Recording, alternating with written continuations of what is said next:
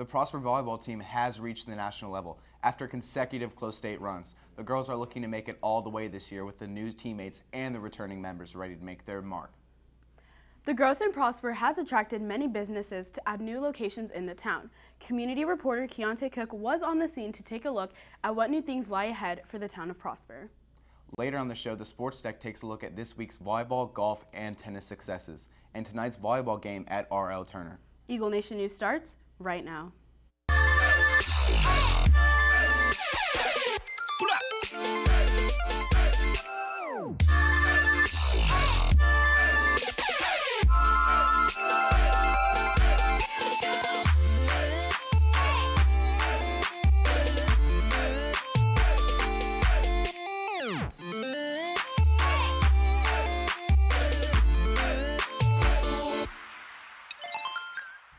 Good morning, Prosper High School. Today is Thursday, October 6th. I'm Matthew Tibbetts. And I'm Sola Cantai. We start today's top stories with a Cash for Cancer update. The juniors no longer have the lead. The freshmen have moved to first with $2,300, followed by the junior class of 2018 with a little over $1,600. Next are the seniors with over $1,500, and in dead last are the sophomores with $788. The total across the board is $6,241.31. Homecoming week is next week. To show the school spirit, we have our annual dress-up days. Monday, there's no school, but on Tuesday, the dress-up theme is Tourists vs. Animals. Wednesday will be Disney vs. Pixar. Thursday will be Mathletes vs. Athletes. And Friday is Spirit Wear and Mom and Garter Day. The State Fair of Texas has officially opened this year, running up until October 23rd. This year, some new recipes have hit the booths, including bacon creamed corn, the Dallas fried bacon tilla, and even deep fried cannoli bites. Next Monday, October 10th, is the day that Texas students may attend the fair for free. Ben Rector is also performing that day. The Prosper volleyball team has climbed the state ranks and now sits at first in 5A. Volleyball is also now nationally ranked number 38 in the nation. That's right, Matthew, and the team chemistry is notably strong this year. The record of 32-7 definitely shows that. Kelly Trin sat with members of the volleyball team and Coach Kaufman to gain some insight onto their season. Standing at 38th in the nation and 11th in state, Prosper's girls volleyball team has worked their way up to the national level. This year, I think that we have a lot of talent. We have some girls that have stepped up that were on JV last year or, weren't playing a lot last year. But I think the strongest characteristic of our team this year is their ability to get along really well, to play hard for each other, and they work hard all the time. And there's little to no headaches off the court, which is nice for me. Yeah, we lost a lot of talent, but I think just the teamwork and just wanting to work for it more and wanting to make up for last year has made us be better this year. We practice every day, we work hard in practice, we just scrimmage each other a lot to make sure that we're getting to the best that we can be. Last year, the Eagles only went to regional quarterfinals, ending their season with a 39-10 record. Since August 1st, the girls have been practicing for the season with numerous practices in the mornings 5 to 6 times a week for 2 hours a day. State is always one of our goals in mind, but this year we're making sure we take it one game at a time and not just looking forward to the state game and everything, because that can get caught up in the process. With an overall win record of 32-7, the team is looking towards working hard and attacking playoffs for the 2016 season. Anybody that coaches sports or knows sports knows that it's not just the talent, especially at the high school level. It's the camaraderie and it's the chemistry and the cohesion. As cliche as that sounds, we did lose a lot of talent, but we've had a lot of girls step up. I think that we surprised a lot of people at the beginning of the year, but I know now nobody's surprised. This is the culture of Prosper volleyball. Regardless of who graduates, we're going to be competitive and we're going to play hard. For Eagle Nation News, I'm Kelly Trin. After the break, Keontae Cook gives us a special report on all the expected additions that are coming to our once small town of Prosper. Eagle Nation News. You watch us every day at the exact same time. But do you ever miss a part you want to see? Are you ever gone from school and missing your beloved anchors right here at the desk? Well, with our YouTube account, you can go relive every moment from every day. From Ethan being, Ethan, to our amazing reporters, you can re-watch us as much as you desire. Just search Eagle Nation News on YouTube and subscribe, and you'll have every episode you can imagine. right at the touch of your hand. Community reporter Keontae Cook got an inside look at some of the new businesses coming to the town of Prosper. Here he Prosper for a long time has been home to many small businesses and virtually untouched by major chains. But now you may start to see more of the rural parts of Prosper start to disappear. Being that the population is steadily increasing, Prosper now needs to use bonds. Prosper is growing. As you can see behind me, there's a ton of construction going on for numerous things such as new stores, new houses, and sometimes even new roads. And the reason we are seeing more businesses and schools come to Prosper is because Prosper needs to open the bonds like I said before. When the city brings in more business, it allows for more money to be spent, which then can increase the population, which then means we need more business. It's basically a paradox that every city has to deal with. Although, a downfall of this is that people who have a deep connection with the rural Prosper will be seeing the city grow and change, and may not feel as close to it anymore. But there are upsides to this growth also. The fact that we'll have more options to shop at, more places to go to eat. While this does pose an issue, the city will have many assets to work with in the future, making it able to cater to the community in terms of more of what we want and what we all need. And the main job of the city is to provide for its population. So yes, we may be losing the Prosper we already know and love. But growth has its upsides, and soon we will be a city with many people and a big heart. For Eagle Nation News, I'm Keontae Cook. And now here is Ethan Burden with your daily social media update. Good morning, everyone. Once again, I'm Ethan Burden here with your daily dose of social media. We'll start off your Thursday with the next two homecoming proposals submitted last night using the hashtag #IanandHoco. Our first one is from @BuckZarate98 with a softball proposal. And then we have a submission from @BrooklynJRife.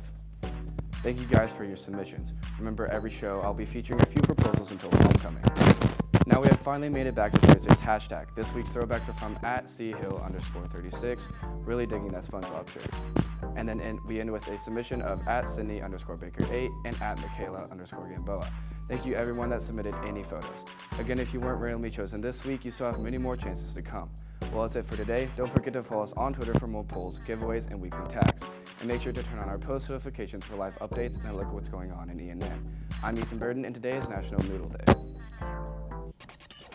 After the commercial break, Hannah Dennis will have your 3-day forecast.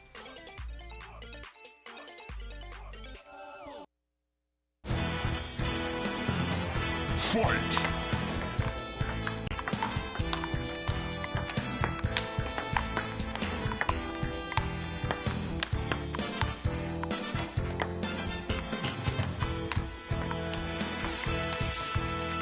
Finish him! Fatality.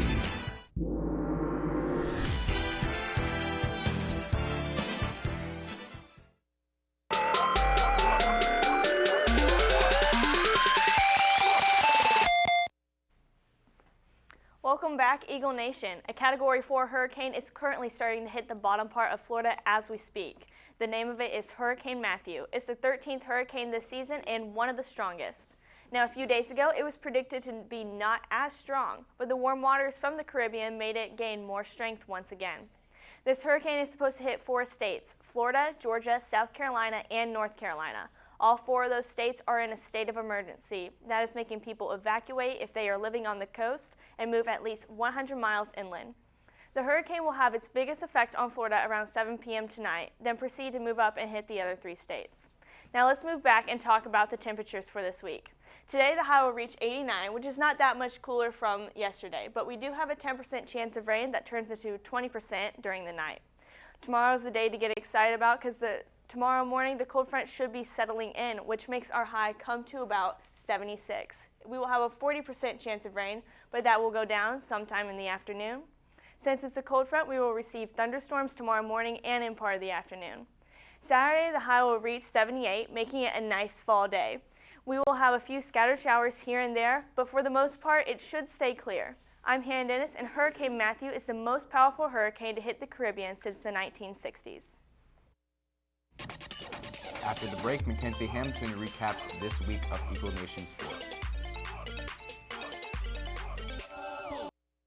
Prosper Theater's show The Cover of Life opens this weekend with shows on Thursday, Friday, and Saturday at 6:30 and Saturday at 2 o'clock in the Black Box. Tickets are sold at the door. Mu Alpha Theta is accepting applications for new members until October 25th. Orders for homecoming moms are being made on September 30th, October 6th, and October 7th. Online orders are made at www.themumshop.com. The Prosper tennis and volleyball teams both took on opponent Creekview on Tuesday. Prosper tennis was at home and volleyball was away. Here with that recap and a preview of the action expected tonight is Mackenzie Hamilton. Mackenzie? Thank you. That's right. We have lots of events going on in the world of sports here at Prosper High School. Starting it off for us, this last Tuesday, the volleyball team and the tennis team were both in action. The volleyball team traveled to Creekview to face the Mustangs once again in district play, and once again I can report that they kept their winning streak alive.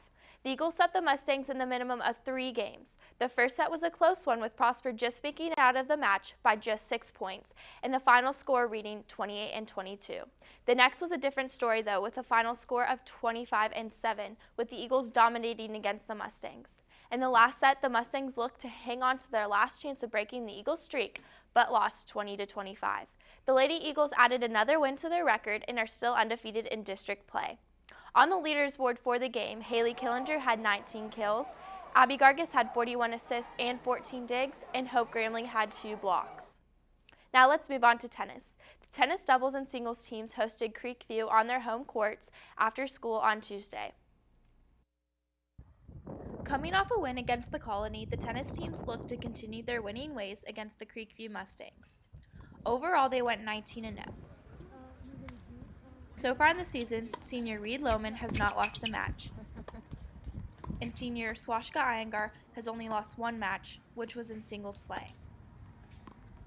Although the Eagles had a tough loss against McKinney North, they are on track to place second in district. The tennis team has one more game against Lake Dallas next Tuesday, and then their fall playoffs will begin. Tonight, the Eagle football team will be traveling to R.L. Turner to battle the Lions at Carrollton's Standridge Stadium. Kickoff will be at 7 o'clock. The Eagles are currently 2-0 in district play and are ranked 2nd place in District 14-5A. Lastly, here's the schedule for the rest of the weekend. Prosper's hockey team will be playing in McKinney at 7:45. They are coming off a loss against Plano East and look to redeem themselves against the Highland Park Scots tonight. Volleyball will be playing away at R.L. Turner High School tomorrow night at 5:30. And lastly, the girls and boys cross country teams will be at Bob's Park Saturday morning at 7. That's all I have for you today. Reporting for Eagle Nation Sports, I'm Mackenzie Hamilton. Now back to the desk. Thanks, Mackenzie. Tonight, volleyball and football will be in action. A few announcements before we go. French Club meets Tuesday, October 11th, after school in room 1112. The French Club crepe sale will be on October 13th. All proceeds will benefit Cash for Cancer. Mu Alpha Theta meets Tuesday, October 11th at 7:50 in Mrs. Wood's room 1132. The group will discuss the upcoming field trip and other upcoming events. The meeting is for current members only. HOSA students need to check the classroom page and complete the parade information form. Important info pertaining to the parade will be posted. The following students have been selected to be 2016-2017 NHS officers: President Victoria Mays, Vice President Alexis Vu, and Secretary Lauren Lachase. That'll do it for our show today. For Eagle Nation News, I'm Matthew Tibbetts. And I'm Sola Cantai. Live long and prosper.